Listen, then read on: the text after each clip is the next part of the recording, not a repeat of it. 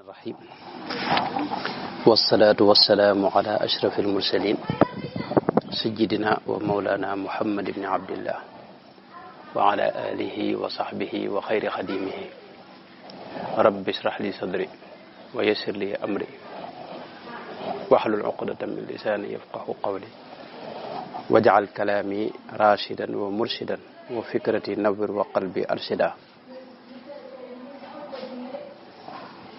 mbokk yi maa ngi leen di nuyu bu baax di leen ziyaara di sant yàlla bu baax ci suñu jotaay bi di ñaan yàlla mu nangul na ko te defal na ci lu kawe njort. noo ngi woon ci buntub almanhiyaat mooy yi nga xam ne dañ ko aaye yooyu nag yu bare bare la waaye waxoon naa ne sëñ moom da ko tënk ci bunt yi nga xam ne ci la mooy yàlla yi jaar mën a àgg nag ci jëmmi xol bi nga xam ne nag bu yàqu lépp yàqu bu defaroo itam lépp defaru. nu war a tàmbale tey ci li mu wax ne wa xifduna al alsuna min fahshaa'i awjabahu al jabbaaru du samaa'i wa min qabaa'ixi al kalaami wal yamin bil itqi wa talaaqi uha ajmain. Sëñ Tuubaa wax ne sàmm saw làmmiñ ba benn kaddu bu ñaaw du ci bàyyi ko nee na loolu suñu borom da ko waral farata la ci jaam bu ne rawatina ab jullit rawatina ab murit. wax ju ñaaw kenn ku ne war naa sàmm kàddoom ba du bàyyi ko ci làmmiñam. wax ji nga xam ne nag wax ju ñaaw la wax yi nga xam ne ma bàyyi ko ci kàddu nag wax yi bàyyi ko ci làmmiñ nag lu bare bare la.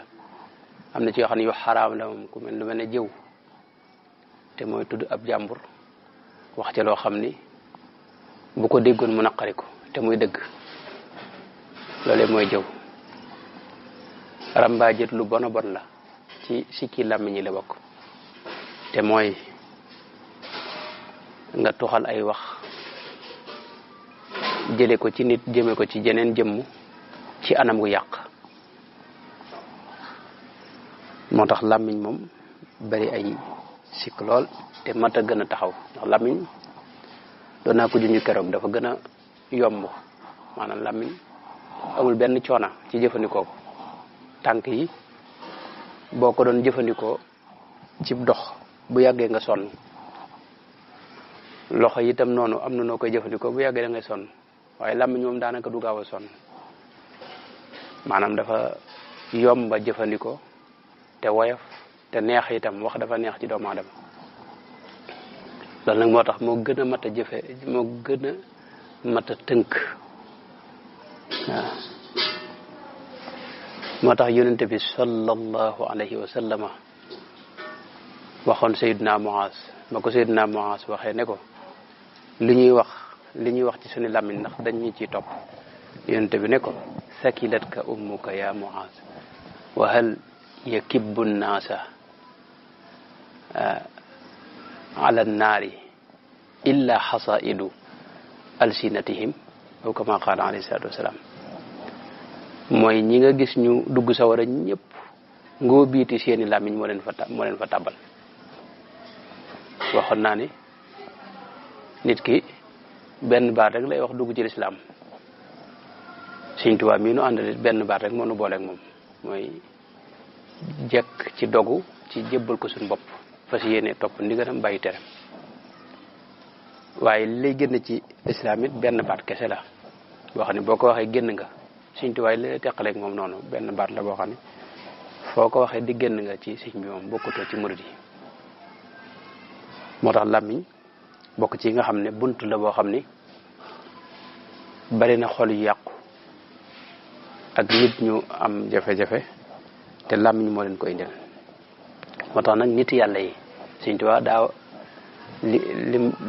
danoo jàngal rek li lislaam jàngale te mag ñu baax ñi daa ko jàng asalafu saalih daa ko jàngale.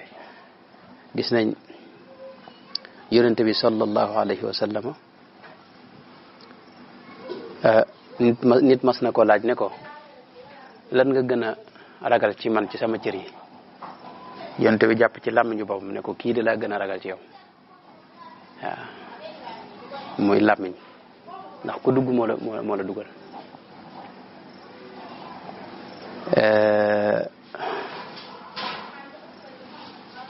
am na waaju baax kuñ da wax Yunus ibnu Ubaydillah Yunus ibnu Ubayd rek rahimahullahu taala